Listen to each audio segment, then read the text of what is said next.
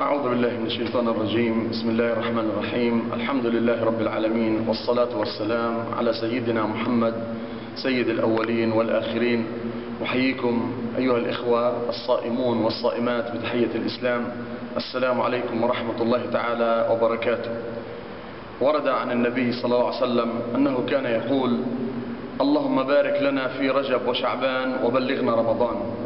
وها نحن أيها الإخوة، الله سبحانه وتعالى بلغنا هذا الشهر الكريم، هذا الشهر الذي يضاعف فيه الأجر والثواب.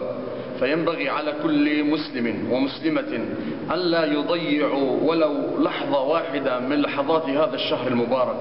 ها نحن وصلنا إلى رمضان، فهل يا ترى في العام القادم هل سنعيش رمضانا آخر؟ فمن هنا ينبغي علينا أن نستغل كل لحظة، أن لا نضيع الأوقات. كثير من الناس يقولون: تعال بنا نقضي الأوقات، تعال بنا نضيع الأوقات. يقتلون الوقت، والوقت هو أغلى ما يملكه الإنسان. فإذا أضاع الإنسان مالا ربما هذا المال يعوض، وربما هذا المال يعوض في جهة أخرى.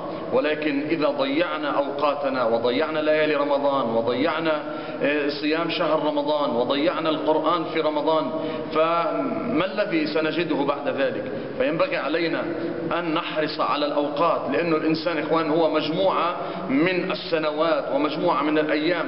فكل يوم يمضي هو يمضي من أعمارنا ويمضي من حياتنا. فنستغل رمضان بذكر الله سبحانه وتعالى. في دقيقة واحدة يستطيع الإنسان أن يذكر الله سبحانه وتعالى ويسبح 100 مرة. في دقيقة واحدة يستطيع الإنسان أن يأمر بالمعروف وينهى عن المنكر. في دقيقة واحدة يستطيع الإنسان أن يقول: لا إله إلا الله وحده لا شريك له، له الملك وله الحمد وهو على كل شيء قدير، وهذه التي تمحو الخطايا. في دقيقة واحدة يستطيع الإنسان أن يقول 100 مرة: لا حول ولا قوة إلا بالله، ألا وهي كنز من كنوز الجنة.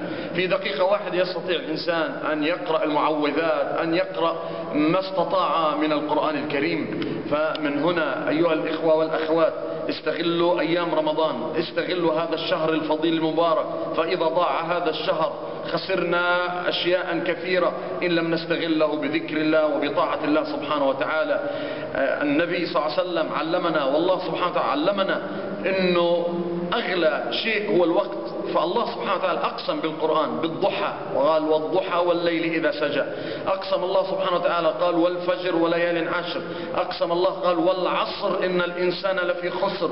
أقسم الله قال: والليل إذا يغشى. أقسم بأجزاء من الوقت ليعلمنا أن الوقت غالي، يعلمنا أن الوقت هو أنفس ما في الوجود. فنستغل هذه الأيام الفضيلة من شهر رمضان المبارك، فيه خير عظيم. هذا موسم من مواسم الطاعات.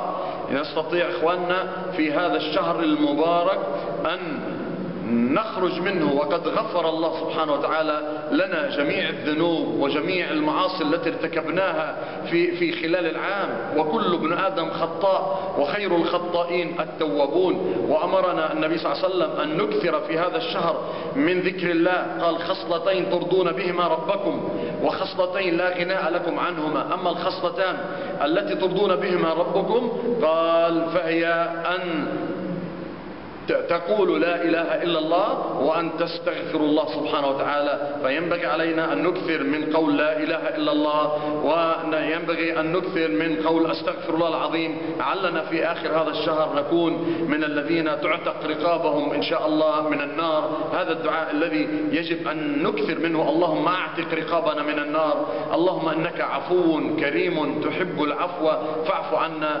فهذا الهدف من شهر رمضان، أن نخرج وقد غفرت خطايانا وقد غفرت معاصينا التي ارتكبناها خلال العام. لأن النبي صلى الله عليه وسلم قال: رمضان إلى رمضان كفارة لما بينها من الذنوب. فهذه فرصة لا تعوض. استغلوها أيها الإخوة، استغلوا رمضان، هذا الشهر الفضيل المبارك، شهر البر، شهر الإحسان.